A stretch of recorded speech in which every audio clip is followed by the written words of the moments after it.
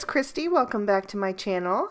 Today I'm going to be making a card using several different Lawn Fawn sets. I'll be using Smooth Sailing, Rub-a-Dub-Dub, Mermaid for You, and A Birdie Told Me. So I stamped my images out on some Copic friendly cardstock with Memento Tuxedo black ink, and I'll be coloring with my Copic markers today. I'm starting with my lighthouse from Smooth Sailing, and I'm going to use C3, C5, and C7, and I wanted to color every other section black, and I accidentally made a mistake there and started to color in the wrong one, but I'm going to go back and fix that in a bit. Thank goodness I had just added a tiny bit of color, so it'll be easy enough to blend out.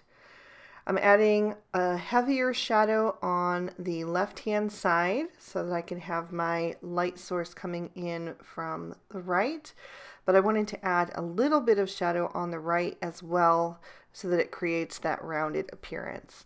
And then I'm also going to color in the little doorway so it looks nice and shadowed.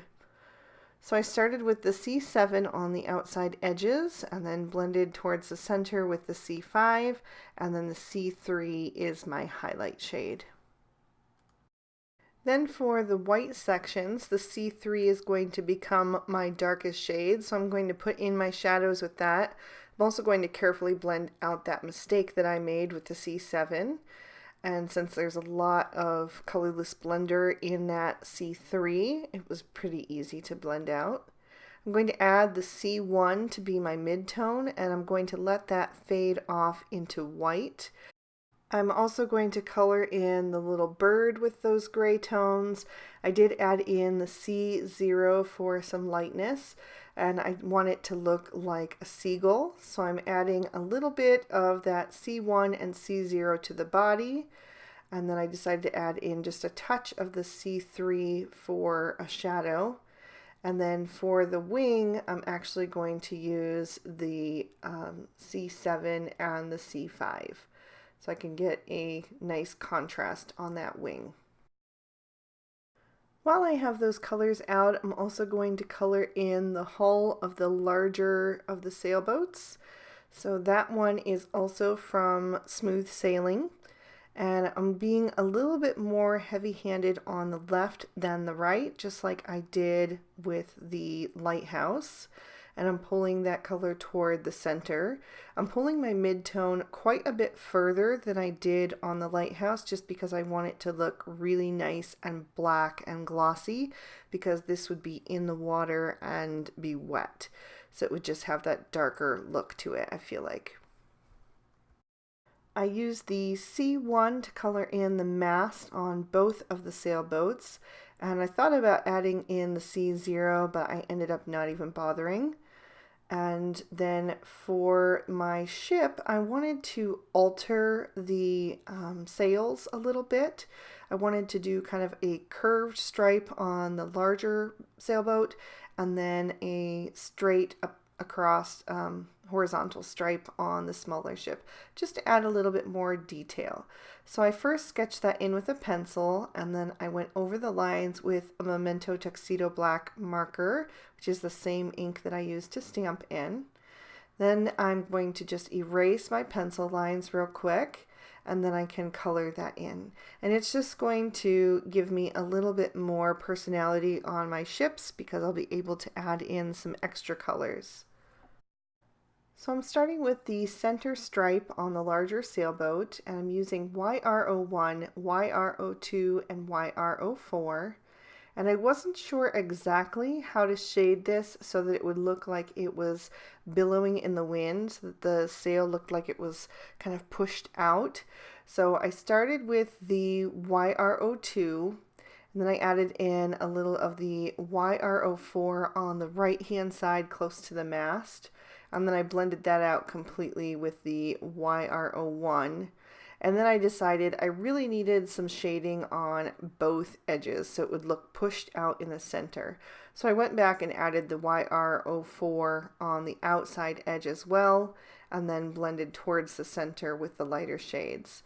And I'm also going to color the little flag on the top of the mast to match that. And I wanted that stripe at the top of the hull to also match that orange. I'm kind of going for a limited color palette with today's card. I wanted to just use kind of black, blue, and orange as my main colors.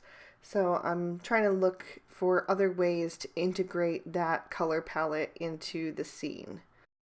So for the smaller ship, which is from Rub Dub Dub, I wanted to keep that orange, but I wanted to add a different shade of it. So I kept the YR04, lost the two lighter colors, and instead added in YR07 and YR09. So I just have a deeper, richer shade of orange on that boat. The next combination I'm using is BG10, BG11, and BG13. So now that I know how I want to shade the sail, I'm starting right off with that BG13 on both the inside and outside edge. And then I'm going to pull that towards the center with the BG11 and save some room for the BG10 to be my highlighted shade. So that'll really look like it's catching the light there and look like it's bowed out towards the viewer. I wanted to intensify that color just a little bit more, so I did go back in and do a double layer of those shades. For the remaining sail on the larger boat, I just wanted that to look white, so I used my BG10 to add some shadow to both the outside and inside edges, and then I'm going to pull that towards the center with the BG000. I'm also going to use the BG000 to color in the glass part of the lighthouse. Again, just shading a little more on the left and then a tiny bit on the right. So I'm switching back and forth between that BG10 and the BG000 just to make sure that I get a look that I like. Then I'm going to go back to my smaller sailboat and I'm going to color that in as well, starting with the BG13 on the outside edges and then pulling in with the BG11, and then the BG10 will be my highlight. And the rest of the sails, both the center stripe and the other sail, I'm just going to use that BG000. I wanted to add a little glow inside the lighthouse, so I'm going to take the Y11 and just go over that glass section. Then I'll use the Y15 and Y13 to color in the seagull's beak and the little portholes in the side of the smaller sailboat. The last object I have to color is the rock, and I started out with some lighter shades. I used the W00, W1, and W3. I ended up deciding to go a bit darker, so I'm going to change this in just a second here. But I started with the W3 and I just kind of did it in stripy strokes. I didn't want to blend too much since this is a stone. I wanted it to look more striated and natural. So here I am, I'm adding in the W5 and W7 and I'm going to go over that once again, just using the darker colors in the where I had the W3 and then blending out to the W3, and I won't use the W1 or the W00 anymore. And I actually colored in 2 of these rocks. I just did one for the sake of time in the video, but I colored them both exactly the same.